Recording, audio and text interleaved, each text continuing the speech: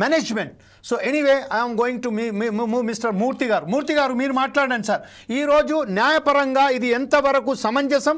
ఈరోజు అనేక ఉద్యోగాలను తొలగించినప్పటికీ, సస్పెండ్ చేసినప్పటికీ ఒక 8 మందిని ట్రయల్గా మాత్రమే వాళ్ళని తీసుకున్నారు.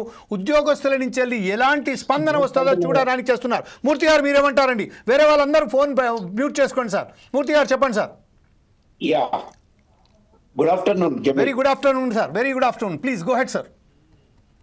ఇప్పుడు మీరు చెప్పిన ఈ ఆర్డర్ ని ఒకసారి పరిశీలిస్తే కనుక మన కాండక్ట్ రెగ్యులేషన్ కి సిసిఏ రెగ్యులేషన్స్ ఉన్నాయి. అందులో ఎక్కడ కూడా ఫ్రెష్ అపాయింట్మెంట్ అనే ఒక రెమెడీ అనేది లేదు. ఫ్రెష్ అపాయింట్మెంట్ లేదు. రిడక్షన్ ఆఫ్ పే ఉంది, లేదా సీనియారిటీస్ ని తగ్గించడం అనేది ఉన్నది, లేదా ఇంక్రిమెంట్స్ క్యుములేటివ్ ఎఫెక్ట్ తో చేసేవి ఉన్నాయి. సో ఇది సిసిఏ రెగ్యులేషన్స్ కానీ కాండక్ట్ రెగ్యులేషన్స్ కానీ ఈ అపాయింట్మెంట్ కనుక చూస్తే మనం ఫ్రెష్ అపాయింట్మెంట్ అనేది రిక్రూట్మెంట్ దాంట్లో కూడా ఉండదు. ఇది మొదటగా మనం అర్థం చేసుకోవాలి. రెండో విషయం ఏంటంటే 1500 మంది దాకా ఉన్నారు అని చెప్తున్నాం. 1500లో ఇప్పుడు తీసుకున్నది 8 మంది. 8 మందిలో డ్రైవర్స్ ఒక 5గురు, కండక్టర్లు 5గురు, 2 డ్రైవర్లు, ఒక శ్రామిక్.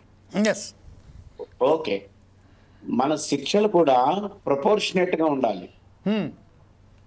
₹1 దొంగతనం చేసిన ఆయన్ని రిమూవల్ చేసి, ₹1000 దొంగతనం చేసిన ఆయన్ని రిమూవల్ చేసి, ₹1,00,000 దొంగతనం చేసిన ఆయన్ని రిమూవల్ చేసి, 100 కోట్లు దొంగతనం చేసిన ఆయన్ని రిమూవల్ చేసి, అట్లా ఉండదు. ప్రపోర్షనేట్ గా ఉండాలి శిక్ష అనేది. ఇక్కడ జరిగిన ఈ కేసులు కనుక ఒక పరిశీలిస్తే, నేను నా డిబేట్ ద్వారా నా నెంబర్ ఇచ్చిన తర్వాత కొంతమంది నాకు కాంటాక్ట్ లో వచ్చారు. ఓకే, ఒక కేసు చెప్తాను. విజయవాడ నుంచి హైదరాబాద్ వస్తున్నారు.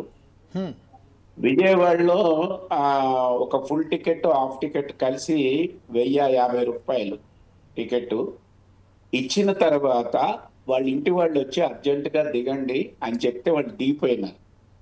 ఆ డబ్బులు ఇవ్వలేదు వాళ్ళు.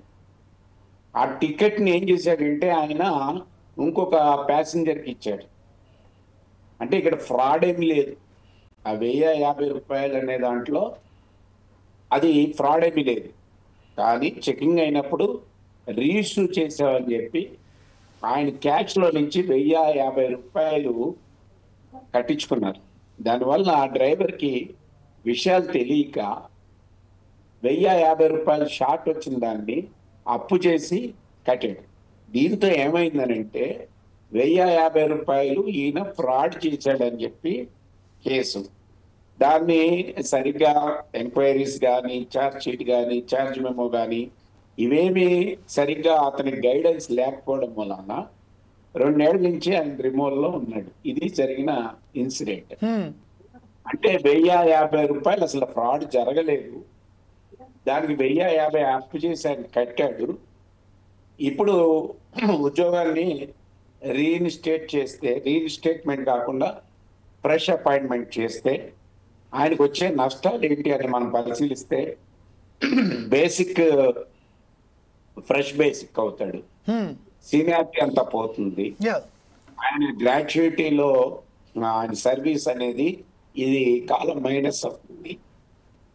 రేపు ప్రమోషన్స్ అనేవి అసలు ఉండవు. ఇన్ని లాసెస్ ని అంటే ఎదురుగా కంచం పెట్టి మూతి కట్టేసినట్టుగా ఈ మొత్తం లాసెస్ అన్ని కూడా ఆయన భరించాల్సిన పరిస్థితి ఏర్పడుతుంది. సో దీనికి లీగల్ గా రెమెడీ ఉందా లేదా అనేది సరే ముందు రీ అపాయింట్మెంట్ అయిన తర్వాత ఆ మిత్రులు కలిస్తే ఆ కేసును బట్టి మనం చేద్దాం. అది నెంబర్ 1. నెంబర్ 2 వచ్చేసరికి ఎక్కడ 1,500 మంది, ఎక్కడ 8 మంది, కొంతనే లేదు కదా. అందులో కూడా అన్ని క్యాష్ అండ్ టికెట్ ఇర్రెగ్యులారిటీస్ కావు. ఒకటి డ్రంక్ అండ్ డ్రైవ్ కేసు కూడా నాకు వచ్చింది. ఇందులో ఒక మిత్రుడు నాకు ఫోన్ చేసి చెప్పాడు. ఆయన జ్వరం ఉండడంతో ఈ ఆల్కహాల్ అంటే ఆల్కహాల్ కంటెంట్ ఉంటుంది మెడిసిన్ లో, పారాసిటమాల్. దగ్గుమందు. దగ్గుమందు ఉంది. యా. ఆ దగ్గుమందు తాగి వచ్చాడు. రూల్ ఏంటి? డ్రంక్ అండ్ డ్రైవ్ అంటే తాగి బస్సు నడిపితే నేరం. Yes. ఆయన ఇంకా బస్సు మీదకి రాలేదు, డ్యూటీకి వచ్చాడు. ఆయన దగ్గర ఈ ఎనలైజర్ పెట్టారు, అది 37 పాయింట్స్ ఎంతో చూపించింది. సో నువ్వు తాగి ఉన్నావు కాబట్టి సస్పెండ్ చేశారు, రిమూవ్ చేసేసారు. ఇప్పుడు డ్రంక్ అండ్ డ్రైవ్ నేరం, కానీ డ్యూటీకి వచ్చినప్పుడు ఆరోగ్యం బాగోకపోతే ఆయనకి సిక్ ఇవ్వాలి. Yes. ఆయన ఫిట్ లేని కండిషన్ లో ఆయన ఇంటికి పంపించేయాలి. అంటే ఇంటికి పంపించాల్సింది పోయి ఇంకా డ్యూటీ మీద సంతకం చేయకుండానే రెండోది తాగి ఉన్నాడా లేదా అని నిర్ధారణ ఈ ఎనలైజర్ కాల్ చేయాల్సింది. ఆయన్ని గవర్నమెంట్ హాస్పిటల్కి తీసుకెళ్లి చెక్ చేయించాలి. అది కూడా చేయించలే. ఆ మిత్రుడికి, ఆ డ్రైవర్ కి అవన్నీ పొజిషన్స్ తెలియక, గైడెన్స్ లేక రిమూవ్ అయిపోయాడు 2 ఏళ్ల నుంచి. Right. ఆయన కూడా ఇప్పుడు మళ్ళా ఫ్రెష్ అపాయింట్మెంట్ అంటే చెయ్యని నేరానికి. Yes. డ్రంక్ అండ్ డ్రైవ్ చేయలేదు, Yes. ఆయన ఆరోగ్యం బాగాలేదు, ఆ కాఫ్ సిరప్ తాగాడు, Yeah. అందులో ఆల్కహాల్ కంటెంట్, అది మిషన్ ఎనలైజర్స్ కూడా ఒకసారి Yeah. తప్పు చూపించచ్చు. Yeah.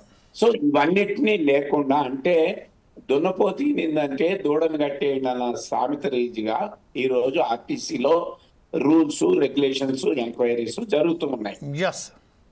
వీళ్ళు 2 ఏళ్ళు ఆ శిక్ష అనుభవించాడు కదా, 2 ఏళ్ల పాటు Yes. Yes. రిమూవల్ శిక్ష అనుభవించాడు కదా. Right. ఇంకా మళ్ళీ కొత్తగా శిక్ష ఉంది. Sir, Murthy garu, with your permission, I will come back to you again. With your permission only, I will come back to you again, because ఇప్పుడు ఒక రిమూవల్ సర్వీస్